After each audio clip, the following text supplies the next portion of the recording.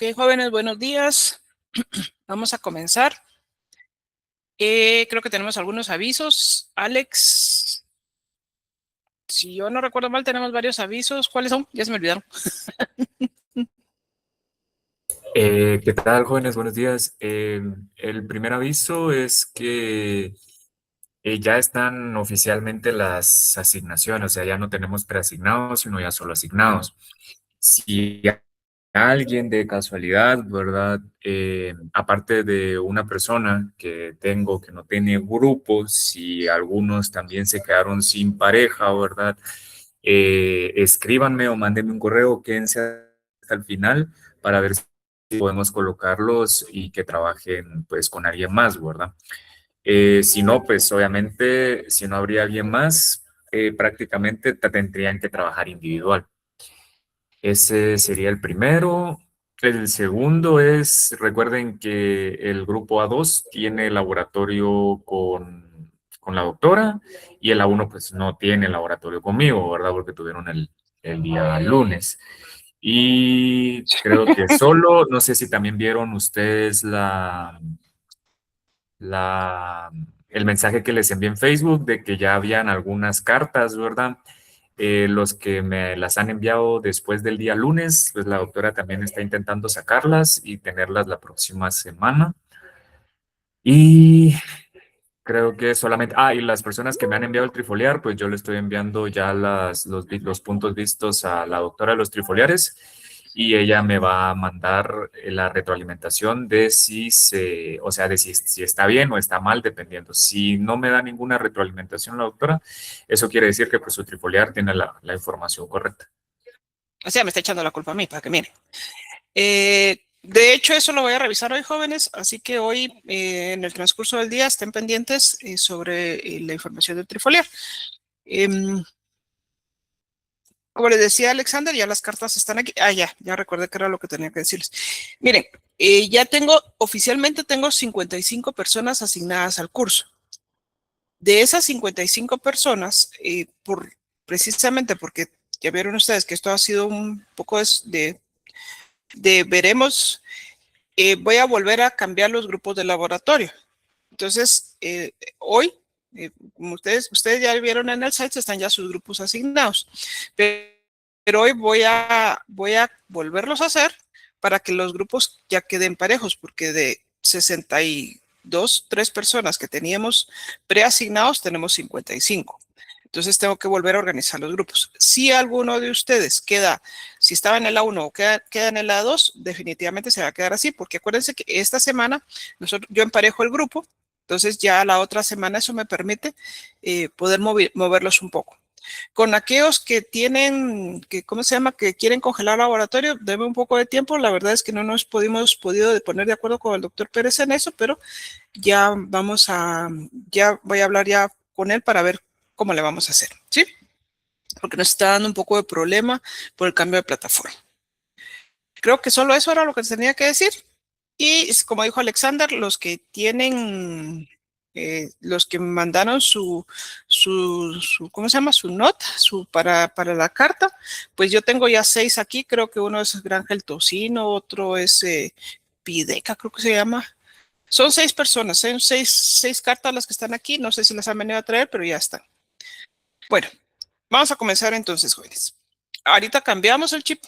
Seguimos en carbohidratos, pero este tipo de carbohidratos es diferente. Estamos hablando de fibra, de la famosa fibra dietética, que me imagino que ustedes han escuchado de esto. En nutrición animal, especialmente en monogástricos, esto ha sido un tema un poco controversial o un poco dejado de lado, si lo quieren ver así, porque durante mucho tiempo, en el caso de, por ejemplo, perros, en el caso de gatos, esto se considera propiamente un factor antinutricional, o sea, un factor que la fibra, una de sus características es que arrastra nutrientes. Pero eso ya no es del todo cierto. O sea, si ya lo miramos desde el punto de vista monogástricos, caso de cerdos, caso de aves, pues incluso las inclusiones de fibra pues ya están establecidas. Y incluso en caso de perros, un poco menos en gatos, pero todavía en gatos, ya la adición de fibra pues ya conforma la parte de la alimentación. De hecho, si ustedes recuerdan de su propio glosario, que ya lo tienen en su glosario, los prebióticos son fibra. O sea, todos los prebióticos son fibra. Entonces, si nosotros analizamos, nos damos cuenta de que esa parte de la fibra, el entendimiento de la fibra nutricional, ha cambiado. Desde que era un residuo inerte, un residuo carente de valor nutricional, un factor antinutricional, hasta un componente esencial para mantener adecuadamente la homeostasis digestiva y metabólica. Ese es el cambio en la perspectiva de la alimentación. Y no solo hablo de animales de producción, también hablo de animales de clínica, ¿sí? Entonces, hay que entender esa parte, hay que conocer esa parte de la forma en que nosotros manejamos este tipo de alimento. ¿Cuáles son las características? Una, la fibra es de origen vegetal. Ahora bien, ustedes puede ser que encuentren, si ustedes buscan en internet, pues, le preguntan a la inteligencia artificial, ya lo van a ver, que la fibra puede ser de origen animal, caso de la lana, o caso de uso, si hablamos de dieta, caso de tendones, que ahorita se los voy a explicar. Y eso no es del todo cierto. Primero, que la lana no puede considerarse fibra dietética o fibra alimentaria porque la lana no se come. Primero. Segundo, que hay un mal concepto en el sentido de que la fibra son los carbohidratos estructurales que le dan precisamente estructura y fuerza a las plantas para poderse desarrollar. Y se supone que el equivalente fibroso animal, se supone, por eso dije, se supone, eran cartílagos o tendones que formaban parte del organismo animal. Pero eso no es fibra. O sea, la conformación química de la fibra es diferente. Entonces, la fibra, primero, la fibra que nosotros usamos en la dieta, cuando yo les hablo de fibra, hablo de cualquier componente de origen vegetal. Segundo, no son afectados por problemas del tracto gastrointestinal, dependiendo de la especie. ¿Sí? Porque, bueno, si hablamos de enzimas como tal, pues obviamente sí no son exactamente afectadas las enzimas como tal. Pero sí recuerden que tienen esa función de fermentación en el caso de los herbívoros y por eso aclaro un poco dependiendo de la especie para que no se me confunda. ¿Sí? Son parcialmente fermentadas por bacterias de color en animales no herbívoros. ¿Sí? Nosotros podemos fermentar fibra.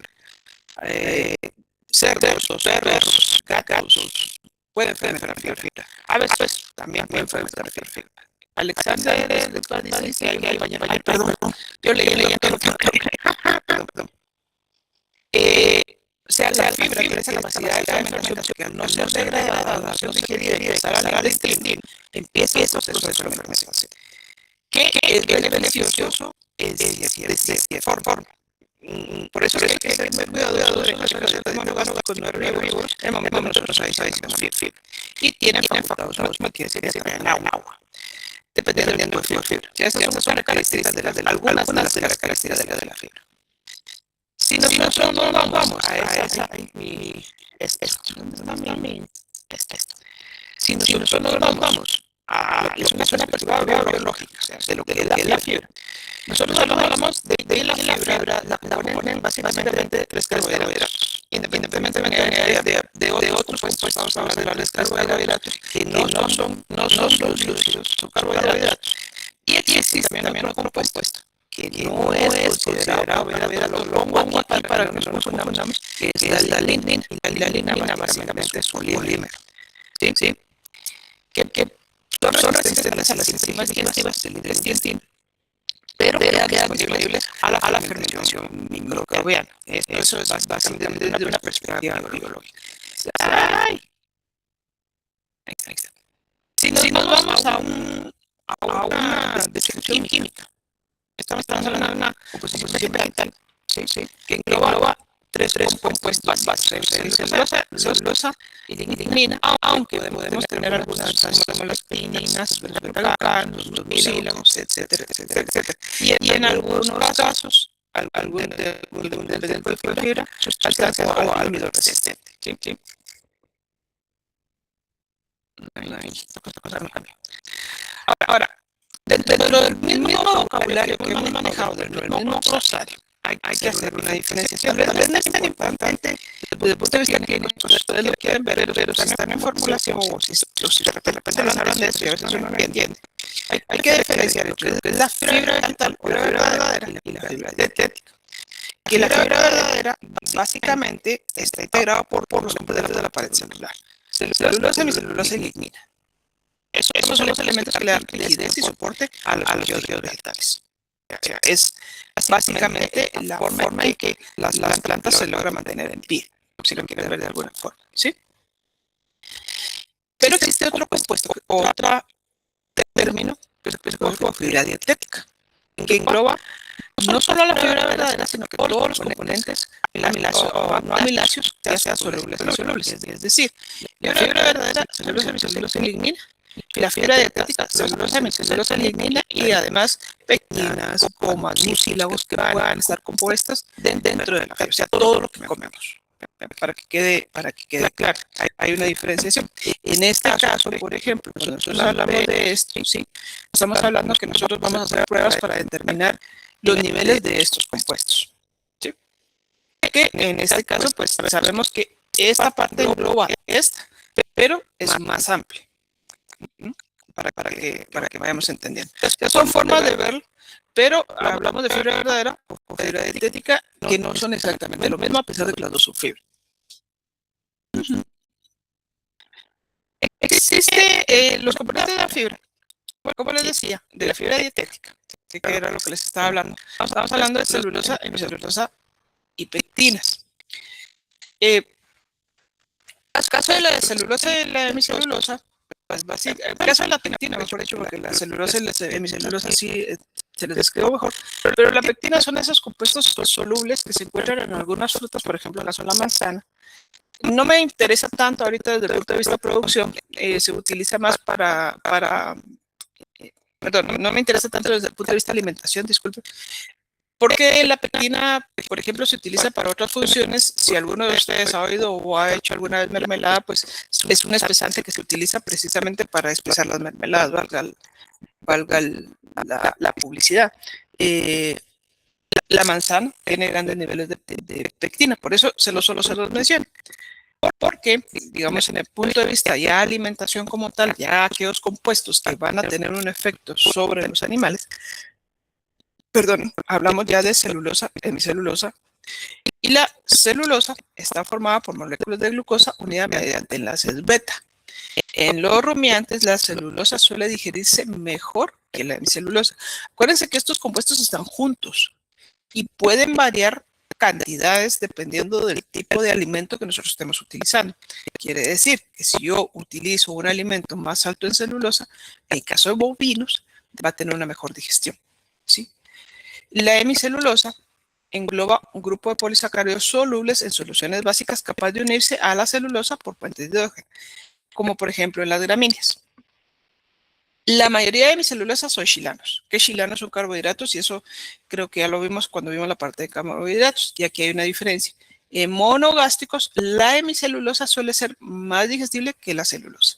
Hay una diferencia entre esos dos compuestos, ¿sí? Entre esas dos formas de aprovechar un alimento. Uno con más celulosa, otro con menos celulosa o con más hemicelulosa, dependiendo del tipo de animal del que estamos hablando. En el caso de caballos, por ejemplo.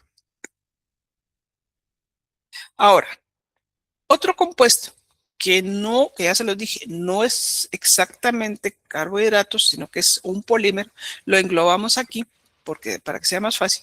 Esto es una sustancia estructural, no es un polisacárido, es un polímero, es la lignina. Y la lignina está, obviamente, conforme a esa parte de la fibra. Y es importante que entiendan que en el caso de herbívoros, ya sea bovinos, ya sea caballos, este es el principal limitante de la digestibilidad. ¿Qué quiero decir? Quiero decir que si un alimento está muy lignificado, es menos digestible. Eso es algo que deben entender.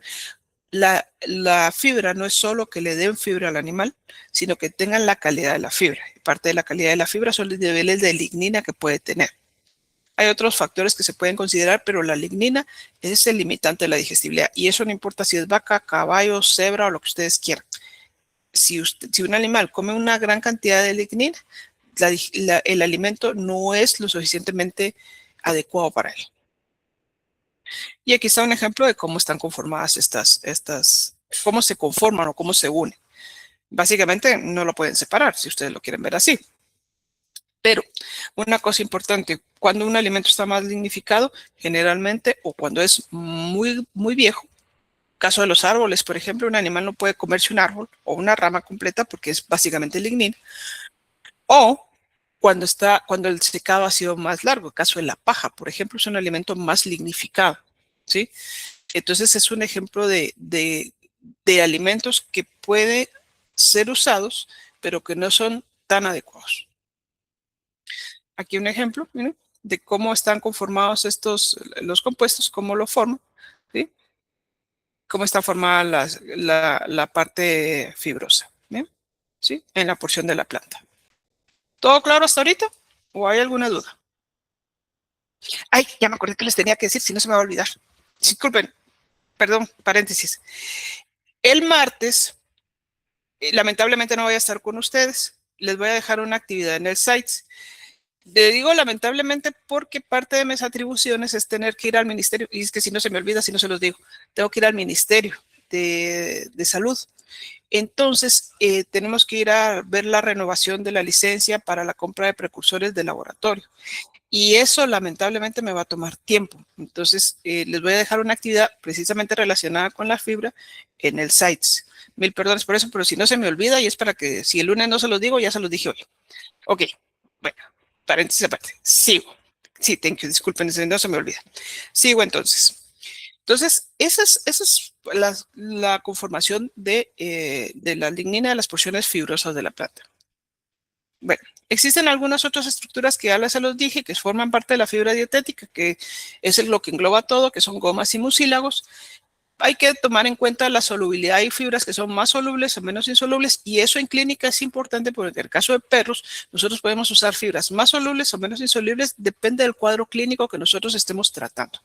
Si nosotros estamos, por ejemplo, buscando un alimento o una fuente de fibra que no sea tan soluble para disminuir o para causar sensación de llenado y con eso controlar, por ejemplo, cuadros de obesidad, podemos pensar en un alimento con mayor cantidad de hemicelulosa. Mientras que, o de celulosa, dependiendo, pues, si no queremos solo efecto de llenado. Mientras que si estamos viendo si usamos algún tipo de prebiótico, pues en algunos casos podemos ver si necesitamos polisacáridos no estructurales, caso de gomas y mucílagos, que también engloba la parte de fibra dietética. Y eso depende mucho del cuadro, ¿sí? Algunas otras sustancias que forman la fibra dietética son estas, aunque en este caso, por ejemplo, el caso de los taninos, son sustancias antinutricionales, por ejemplo, pero que pueden estar conformados ahí, sí. ¿Sí? Por eso es que hay que ver qué tipo de fibras son las que nosotros utilizamos. ¿Qué alimentos contienen fibra que usamos en alimentación? Podemos hablar de salvados, podemos hablar de el caso de perros, por ejemplo, espinacas o espárragos que podemos utilizar. Obviamente forrajes, henos, pajas, rastrojos, ensilados son fuentes, obviamente, de fibra. Estos ejemplos que le pongo, obviamente están más destinados para humanos, pero como última, actualmente el manejo de la dieta de carnívoros domésticos está muy relacionada con lo que consume al humano, pues este es un ejemplo. Caso del tomate, por ejemplo, que está aquí, como les digo, esto es para humanos, pero el tomate ustedes saben que es tóxico para perros, ¿sí? Entonces, pues son cosas que uno debe tomar en cuenta. Los alimentos destinados para humanos no necesariamente son buenos para carnívoros. Y aquí está un ejemplo, ¿ven? Niveles de celulosa, hemicelulosa o lignina.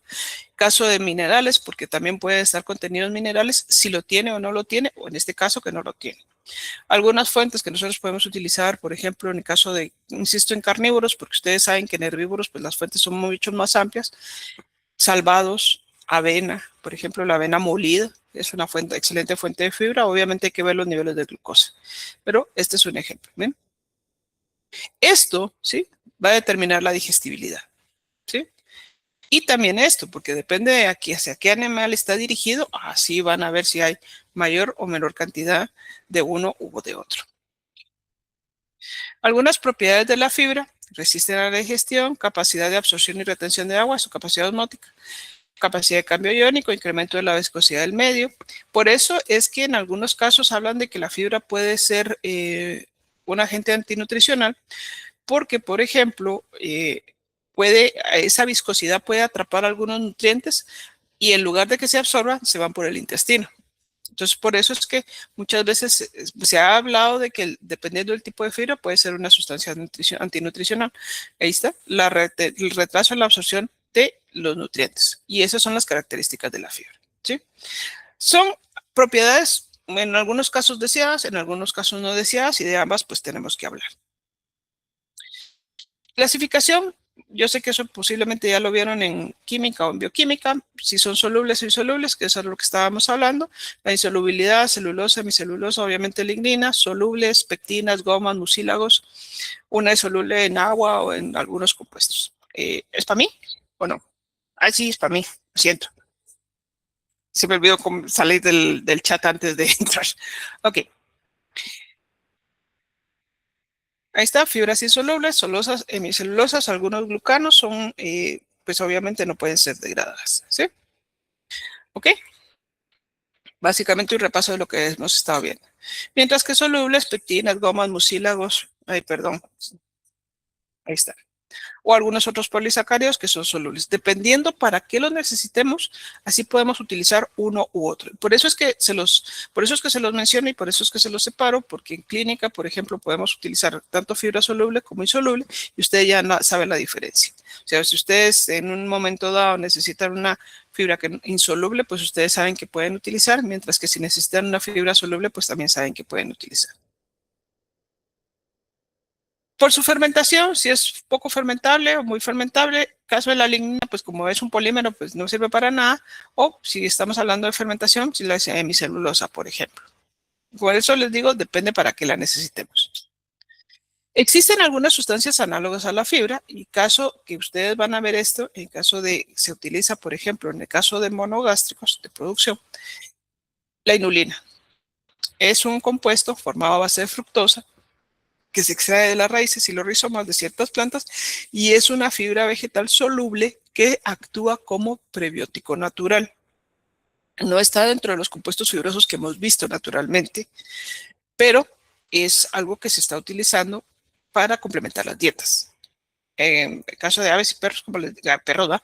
Y cerdos, como les digo. No sé en el caso de perros, aunque si yo no recuerdo mal, y no sé qué tal salió este experimento, había una concentrado para perros que usaba una alga, eh,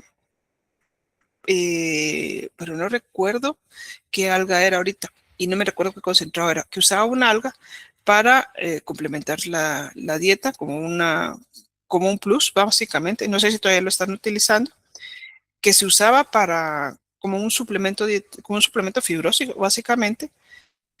No recuerdo qué marca era y no recuerdo sinceramente el, el el nombre de la alga, no me acuerdo, porque sinceramente se me olvidó, que usaba algas marinas, si no estoy mal, en la formulación del alimento. Era un alimento para perros, si no recuerdo. No sé cómo estaba, porque la verdad no es un alimento que yo comprar, si yo no recuerdo, si no lo tengo, pero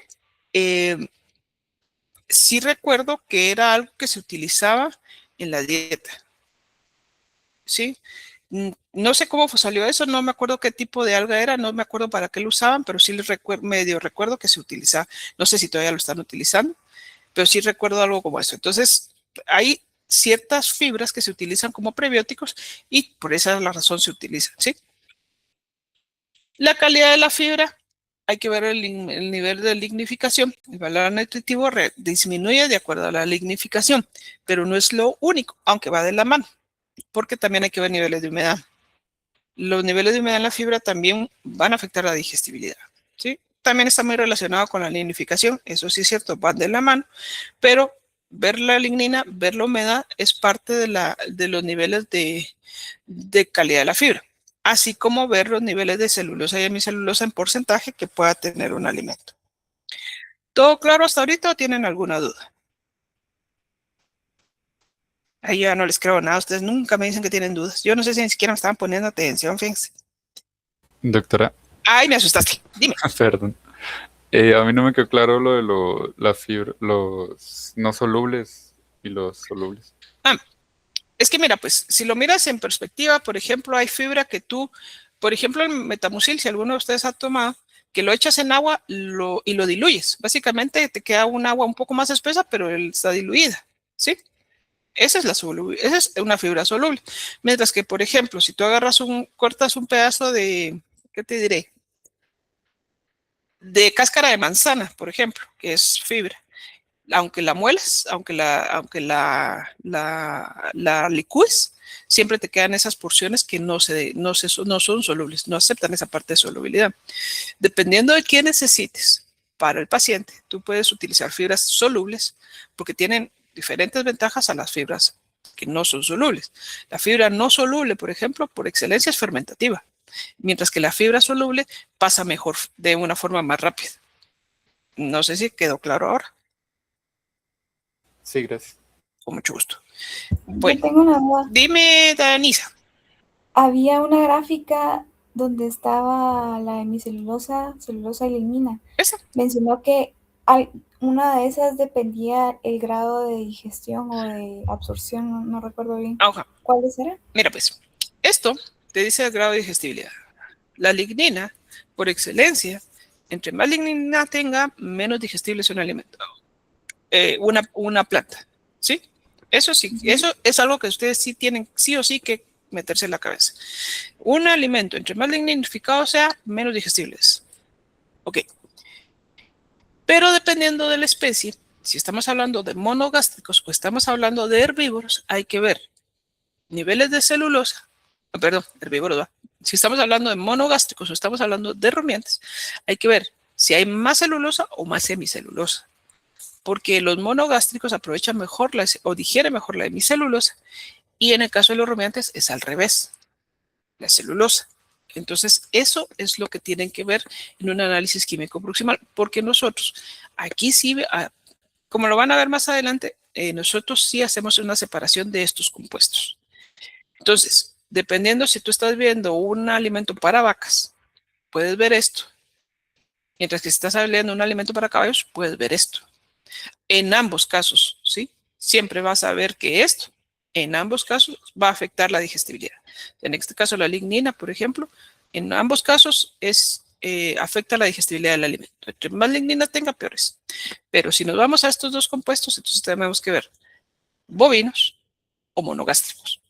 Si hay más celulosa o hay más hemicelulosa. A eso me refería. Ok. Y lo de la lignina es lo que estaba hablando ahorita de la calidad, que entre más vida tiene una planta, más lignificada va a estar. Entre más viejo es, más lignificado está. Okay. Por eso es que ahí se acuerdan que hablamos de pastos de primer corte, de segundo corte, de tercer corte, de todos los cortes que quieran. No sé si alguien levantó la mano porque yo escuché, pero dice fijar a Shirley Vanessa a tu pantalla, no sé por qué. Ángel Yo Rojas. tengo una duda, entonces la lignina. Perdón, la lignina entonces no tiene ningún beneficio, digamos, de alimento. Como alimento, no. Pero la lignina, incluso hasta donde he escuchado, como alimento no tiene ningún beneficio. Como alimento, entre menos lignina tenga un alimento, mejor. Pero si tiene otra forma de utilizarlo, otras funciones, sí, sea, digamos, en producción, hasta donde yo he leído, creo que incluso se utiliza para biodiesel, si yo no recuerdo mal, o para producción de combustibles, algo así leí yo. O sea, pero desde el punto de vista del alimento no tiene ninguna función. Solo es un marcador. Es un marcador que te dice si tiene más lignina, este alimento es menos digestible. Como marcador sí te sirve. Ah, ok. Gracias, doctora. Con mucho gusto. No sé si tienen más dudas, jóvenes. Todo claro. Capaz que me los estoy casaqueando y nadie me dice nada a ustedes. Bueno, entonces digamos, pues. ¿Qué estaba? Ya se me olvidó. Calidad de la fibra. Entonces, esto depende mucho, por ejemplo, en campo, incluso antes de que se hagan los cortes de los forrajes, por ejemplo, miren ustedes, pasto de primer corte, pasto de segundo corte, pasto de tercer corte, etcétera, etcétera. La edad del pasto, entonces todo eso afecta a la calidad, la digestibilidad. Ahora, la pregunta de los $64,000 ¿es necesaria la fibra o no es necesaria la fibra? Obviamente, en herbívoros sí, pobrecito, pero sí. En herbívoros sí. No pueden ustedes pretender mantener una vaca, un caballo, una cabra, una oveja, un elefante, una jirafa, lo que ustedes quieran, sin fibra, sin alimentos fibrosos, sin carbohidratos estructurales. Sí o sí, tiene que estar presente. La pregunta no es hacia este tipo de animales. La pregunta es, obviamente, hacia aquellos animales que no son herbívoros. ¿Sí? Esa es la verdadera pregunta. En ellos, ¿es o no es necesaria la fibra? Esa es la pregunta. Bueno, lo voy a dejar hasta aquí y les voy a decir por qué. Porque le voy a dejar tarea. Levanten la mano y no se hagan los mentirosos, casaqueros y habladores. Levanten la mano. ¿Quién tiene mascotas? Levántenla sin pena. ¿Cuántos? Ya sean perros o gatos. Levanten la mano todos. Ahí, ¿cuántos son? No me vayan a decir que no son todos ustedes, porque no me las creo. Bueno, los que tienen mascota, no sé cuántos son. No sé cuántos están levantando la mano. Ahí me va a decir Alexander. Los que tienen mascota, me imagino que alimentan a sus perros con concentrado. Pienso yo. Entonces, van a tener que buscar en la bolsa de concentrado, ya sea perro o gato, cuáles son las fuentes de fibra. ¿Sí? Tienen que buscarla y en qué porcentajes están. Eso me lo van a tener que entregar el lunes, pero no va a ser, ¿cómo se llama?